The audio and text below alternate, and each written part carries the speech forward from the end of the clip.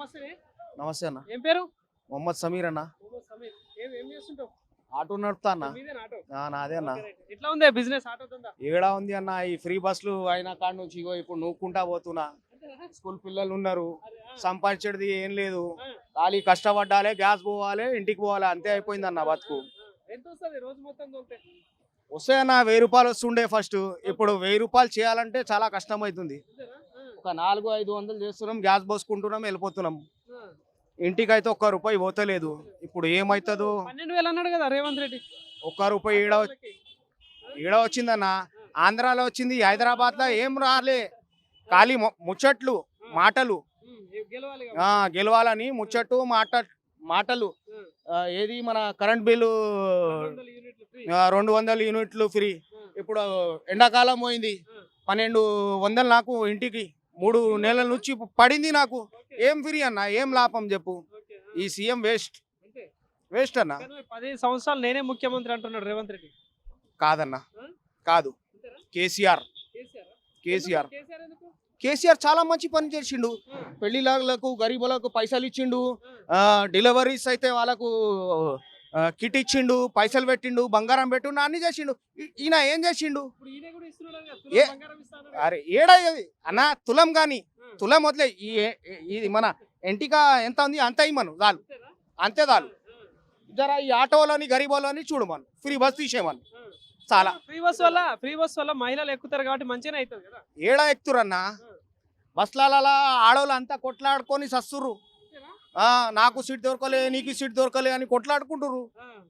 ఏడా అన్న. ఇప్పుడు జిహెచ్ఎంసీ ఎలక్షన్స్ వస్తున్నాయి.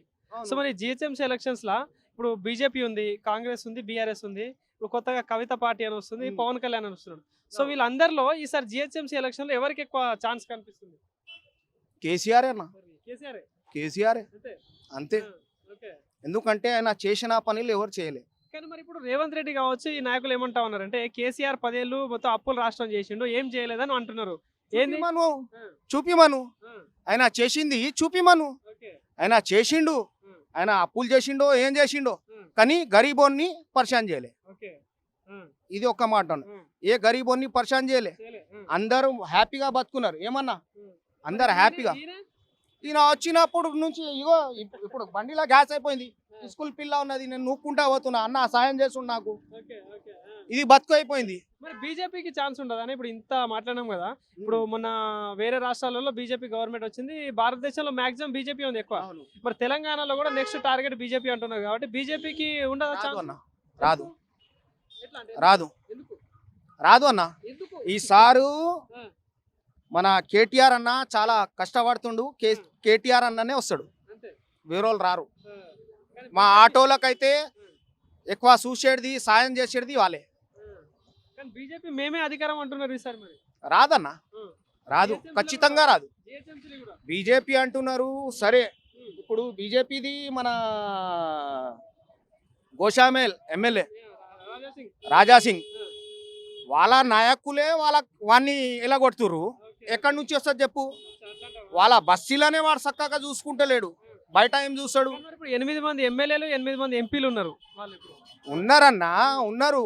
కానీ హైదరాబాద్ అయితే ఛాన్స్ లేదు. నెక్స్ట్ కేటీఆర్ అన్ననే సీఎం. ఆయనకు పానం బాగాలేదు, ఆయన ఇంట్లో రెస్ట్ చేస్తాడు. ఇప్పుడు మెయిన్ పుల్లి వస్తాడు. ఇప్పుడు మెయిన్ పుల్లి కేటీఆర్ అన్న, మెయిన్ పుల్లి వస్తాడు ఇప్పుడు. రైట్ అన్న.